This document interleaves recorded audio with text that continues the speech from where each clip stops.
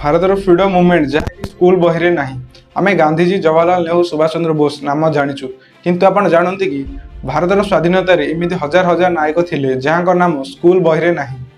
ସ୍ୱାଧୀନତା ଆନ୍ଦୋଳନ କେବଳ ଅହିଂସା ନୁହେଁ, ଆମକୁ ଶିଖାଯାଏ ଫ୍ରିଡମ ମୁଭମେଣ୍ଟ ନନ୍ ଭାଇଲେନ୍ସ, କିନ୍ତୁ ସତ୍ୟ, ଅହିଂସା, ଶସ୍ତ୍ରଧାରୀ ବିଦ୍ରୋହ ଏବଂ ଗୁପ୍ତ ସଂଗଠନ ସବୁ ମିଶି ଫ୍ରିଡମ ମୁଭମେଣ୍ଟ ହୋଇଥିଲା।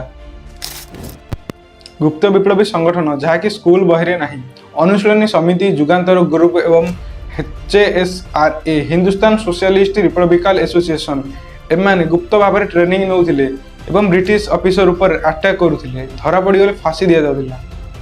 ମହିଳା ଫ୍ରିଡମ ଫାଇଟର୍ସ ଯାହାକି ଅଣଦେଖା ହୋଇଥିଲା।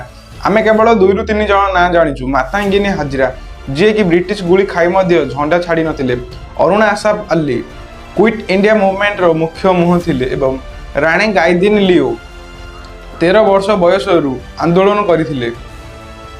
ସ୍କୁଲ ବହି ସହରକୁ ଦେଖାଏ, କିନ୍ତୁ ଗ୍ରାମରେ ବିର୍ସା ମୁଣ୍ଡା, ସାନ୍ତାଳ ବିଦ୍ରୋହ ଏବଂ 1870 ହୋଇଥିବା ପାଇକ ବିଦ୍ରୋହ ବ୍ରିଟିଶ ମାନେ ଭୟଭୀତ ହୋଇଯାଇଥିଲେ। ସୁଭାଷ ଚନ୍ଦ୍ର ବୋଷ ଏବଂ INA ଇଣ୍ଡିଆନ୍ ନ୍ୟାସନାଲ ଆର୍ମି ଅଧୁରା ଦେଖାଯାଏ। ସ୍କୁଲ କହେ 3 ହାରିଗଲେ, କିନ୍ତୁ ସତ୍ୟ INA ଟ୍ରାଏଲ ପରେ ବ୍ରିଟିଶ ମାନ ମଧ୍ୟର ଭୟ ଏବଂ ନେଭେଲ ମିଟନ 1946ରେ ବ୍ରିଟିଶ ମାନେ ବୁଝିଗଲେ କି ଇଣ୍ଡିଆକୁ ଆଉ ଧରି ହେବ ନାହିଁ। ଜେଲ ଭିତରେ ଅମାନବିକ ଯନ୍ତ୍ରଣା, କଳାପାଣି, ଭୋକ ଯନ୍ତ୍ରଣା, ମାନସିକ ନିର୍ଯାତନା। ଏହି କଷ୍ଟ ସ୍କୁଲ ବହିରେ ଗୋଟିଏ ଲାଇନରେ ଶେଷ। ସ୍ୱାଧୀନତା ଦୟା ନୁହେଁ, ଏହା ଭୁଲ ଧାରଣା। ବ୍ରିଟିଶ ଆମକୁ ସ୍ୱାଧୀନତା ଦେଲେ, କିନ୍ତୁ ସତ୍ୟ, ଲଢ଼ିବା, ବଳିଦାନ, ଭୟ। ବ୍ରିଟିଶ ଆମକୁ ବାଧ୍ୟ ହୋଇ ଛାଡ଼ିଲେ। ଭାରତ ସ୍ୱାଧୀନତା ପାଇଲା କାହା ଦୟାରୁ ନୁହେଁ, ଲକ୍ଷେ ଲକ୍ଷେ ନାମ ନଥିବା ବଳିଦାନରୁ।